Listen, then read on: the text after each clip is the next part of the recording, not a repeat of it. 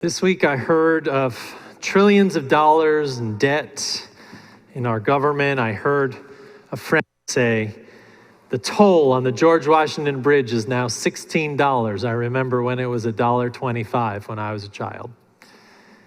And I heard from a friend who had a windfall of $500,000. And each time I heard things like that, I had to take my spiritual pulse and how I was responding to each of those things. I felt tossed around the sea of spirit and money, hearing all these things and realized that not a day goes by without having to juggle this soul and money issue. Money is so present in our lives, but how we respond to it is the thing. It is the spiritual exercise that we have to do, whether we do it intentionally or not. So I have a question for you, which is not a rhetorical question, but an actual question, and that is, what did you learn from your families about money? What did you learn from your families about money as you were growing up? And I'm coming for you, so you might want to raise your hand and try to respond. What did you learn? Okay. Yeah, I'm coming. Hang on. Come over this way. So you're still learning. I learned about how, about economy and how, like, if you spend too much, you have to, like, pay it, and then it just gets worse. Okay, so something about debt. Okay, who else? What did you learn about money from your family? So I'm gonna really get out of the camera view here. So those of you online are gonna have to put up with that. My parents had 6 kids, so there was never enough money. Never enough. That's the lesson you learned. Oh, you guys are making me work here. Okay, you come down and meet me here. Yeah. What did you learn from your family? Well, I learned never to talk about money. Never to talk about it. You should invite your family to listen to this worship today. Exactly the same. Don't talk about money. It's a source of pain. Don't talk about money, okay. Source of pain, you said. I was blessed with a grandfather who did his best to always make sure that I had spending money, and I always observed him give to a panhandler that we'd see at Luby's all the time. So I learned from him that money is a tool and a resource. Okay, tool and resource. Did you stand up because you want to say something? This is very risky on my part to take this sermon and go around, but it's okay, yeah. I learned that when the ends are meeting, it's a lot easier for everybody to get along. Okay, so we learned a lot of different things. I'm gonna continue my sermon now, but I appreciate all those contributions because I want you to think about what did you learn from your families about money. Does anything that we just heard have to do with our spiritual lives? The quality of our souls? Or the reflections that you just had when you thought back to what you learned? Here's a story. 2 members of this church who had almost equal portions of money on October 24th, 1929, were living relatively comfortable lives. They had it pretty good, in fact. They had all they wanted and needed. And they woke up on an average Thursday to coffee and toast, business as usual. By the end of the day, they would be in financial ruin. The crash of the stock market would gut the market, the banks, and anyone who was invested in it. At the end of the day, the worst crash in U.S. market history up to 1929 would happen. And one of them would be fine and the other would be ruined. Why? They both attended the same church, both prayed at dinner in the same way, both held positions of esteem in the community, had families that loved them and friends that sought their company. By the end of an average Thursday, one of them was considering ending his life and the other felt more free and loved than ever. And here was the difference. The first man, the one who felt finished and ruined by the market crash, was raised by a severe Calvinist family. They pinched and saved every penny, gave little away, followed the church advice that they live to work, not work to live. That the reward for life and hard work was piety and heaven above. This man, as a child, would come down on Christmas morning and find a bunch of carrots in his stocking despite his family's wealth. Extravagance leads to sinfulness, they would say. He would munch a carrot on the porch on Christmas morning and hear the children next door joyfully playing with glee. He learned that what you owned was not important, but what you were worth was tied to how much you had accumulated. It didn't make a lot of sense to him, but that was the way he lived. Work for money, store your money, and all is right with God. The other man, the one who felt more free the day the markets crashed, grew up in a different kind of home. They had less, but gave away more. He learned that it wasn't what you received, but what you could give. So he saved all year his pennies and coins that he would earn from doing chores for his neighbors to buy his mother roses on Christmas Day.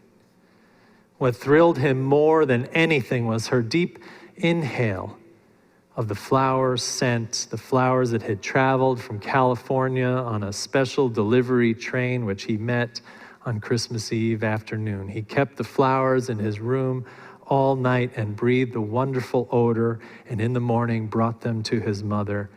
Nothing was more rewarding than to look on his mother's face and see when she let that breath out, that she took him in his arms.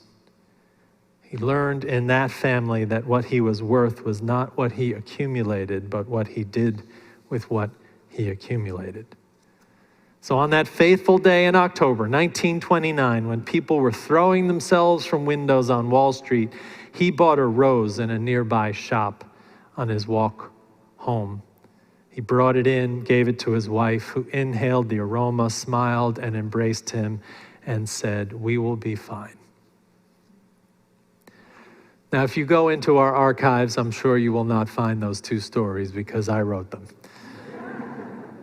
But I imagine those two scenarios, it wouldn't surprise me if they played out that way in our church on that day, because on that day, and like many others like it in history, the only thing revealed in the world when financial ruin fell upon us was the quality of our souls.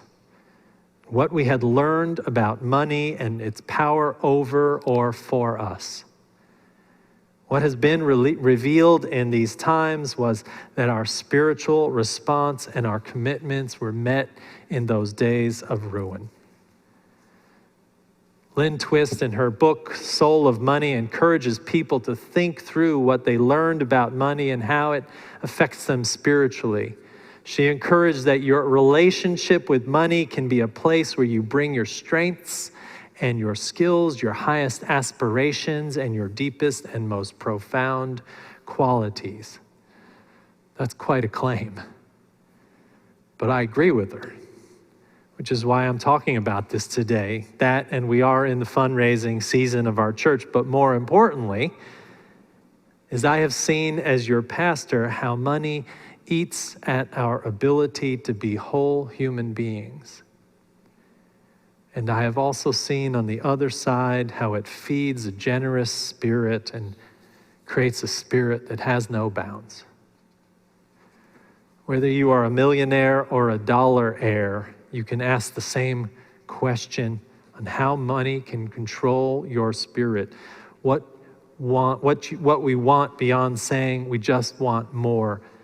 We measure this against knowing that no matter how much we try to convince ourselves that the more we have, the happier we will be, we know that deep down that is not true.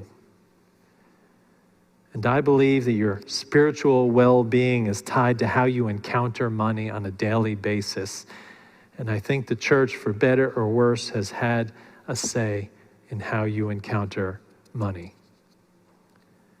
When we think that money and the quality of our souls are separate, we lose a great opportunity to gain control of a part of our lives that has some of us constantly in want and worry, and others either oblivious or feeling undeserving. Without a vision of wholeness that puts money in its soulful place, we can sell out, pun intended. Lynn Twist again says she encourages us to bring money and soul together. She says our relationship with money can become a place where day in and day out we engage in a meaningful spiritual practice. I think she's trying to help us understand that to scramble around for money, to worry about it, or to keep it to ourselves makes us lesser in our spiritual lives than we can be. Money in and of itself is not the problem. Money is not good or bad. Money itself doesn't have power or not power over us. It is our interpretation of it, our interaction with it, where the real mischief is, where we feel the real opportunity for self-discovery and personal transformation. What I'm saying in this sermon on the amount, I couldn't help myself. Is that the real spiritual question we should be asking ourselves every time we have some kind of pulse rate change around money is, how do we want to measure our lives? I think it's a useful exercise to consider. Do you measure your life by what you can gain or by what you can give? And my bias is that I would argue for the latter, because it's what I learned as a child in my family. My parents gave away 10% of what they earned, even in times that were tight. This was not a tithe of a traditional church. I grew up a Unitarian Universalist where they hardly even asked us for money. It was a tithe to the world, to do our share, to make things happen for people other than ourselves. The lesson was emphasized in my dad's last words to me on his deathbed. Just before he said, "I love you," his words were, "Generosity saves."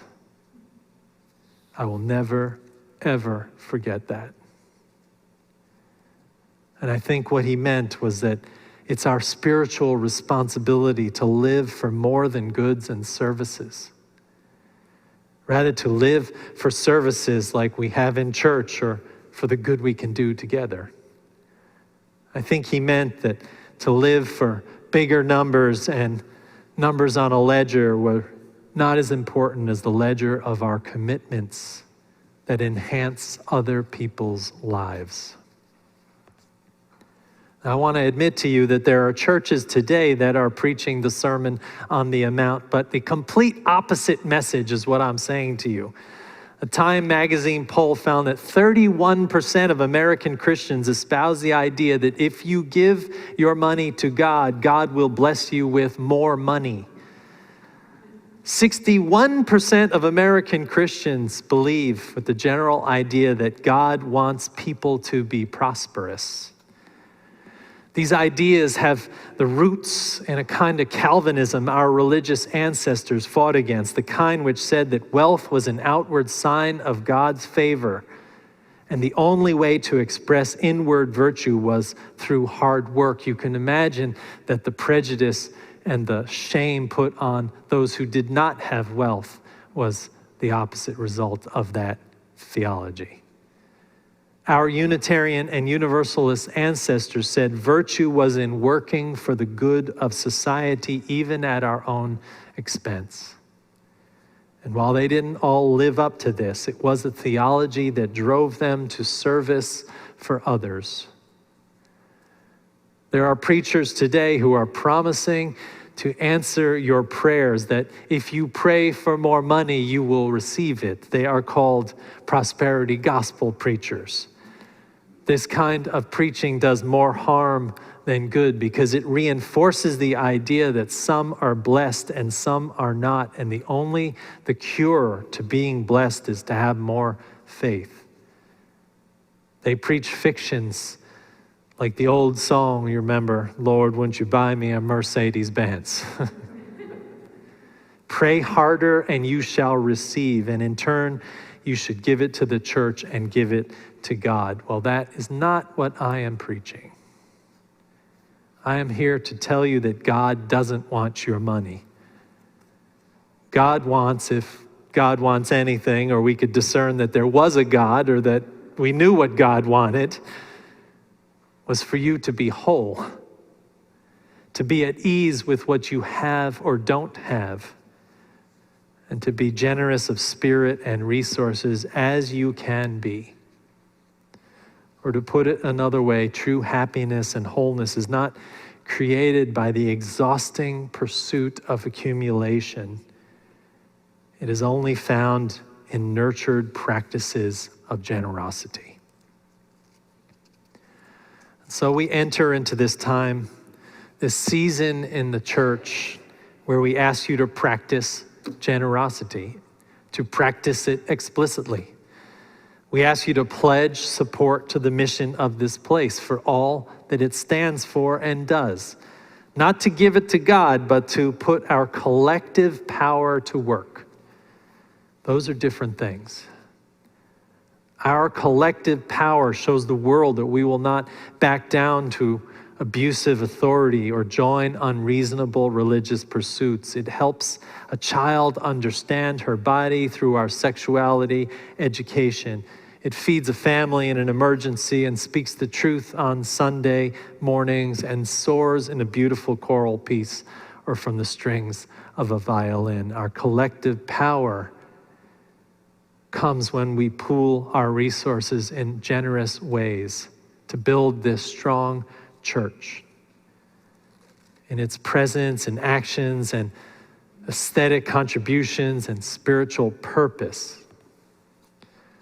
And that's why I give 5% of the salary that you pay me to be your minister back to the church.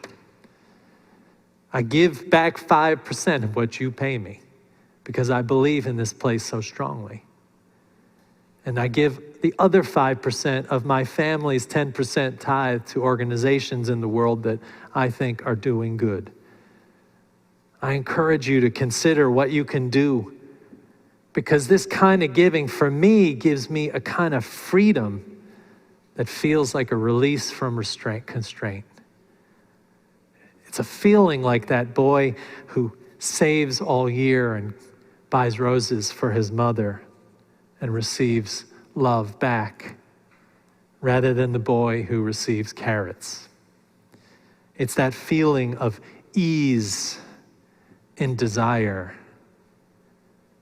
It's feeling of desiring not my accumulation, but our thriving. That is the spiritual place that feeds me, and I hope it feeds you. So again, as we do every year, you can pledge online. It has never been more important than to hear from all of you, especially those of you who are at home. Especially those of you who are at home. I say it again. We need to know that our online ministry is as important as our in-person ministry. And as we pool our collective resources, we say something about the world we want to create. Not only do we free ourselves, but we collectively exert a power on a community and a world that needs this church to thrive. So that's the Sermon on the Mount. And as a way of showing you that the church is practicing today what we are asking you to practice, we are giving away $500 to those of you in the sanctuary. Sorry, people online, we can't do it. Some of you might get $5, some $20, some of you will get $100. It's a gift from us to you because we cherish you. But here's how it works. Not all of you will receive the money. If you do, you have a decision to make. You can give it away to 3 organizations that we have deemed recipients today, or you can take it home with you. You can redeem the play money that is in the back of the hymnals for cash and take it to do with what you want. I had a little girl earlier receive $5. She cashed it in and she said, Mom, you know that homeless person that you drove right past on the way to church? We're going back there and I'm giving that money to him. Little girl.